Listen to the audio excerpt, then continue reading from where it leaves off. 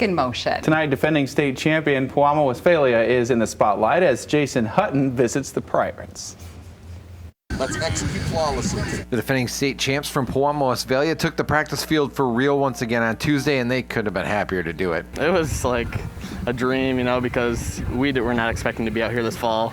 But once they finally gave us the go-ahead to go, it was just a great thing. After 3 weeks with some practice but not much conditioning, getting back in shape quickly is at the top of the priority list for the Pirates. They've had a couple weeks off where, we haven't conditioned a whole lot, but now we're back at it, so they got to get back in shape. You get pretty tired?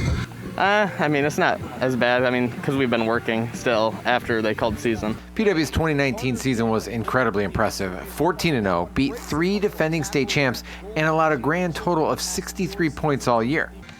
This fall, there'll be a lot of new starters, especially on offense. The good news is a lot of players saw significant playing time last year because the Pirates were rarely in a competitive game in the second half. It's always been our philosophy when we get up big to get the starters out of there and get the kids that we're going to depend on in the future in the game. So a lot of these guys do have a lot of varsity experience, so we feel comfortable about that. We feel good about it. I like where they're at right now. We've just got to fine-tune some things here over the next week and a half. It gave them some experience, and so they came into this year knowing a little bit what it was like.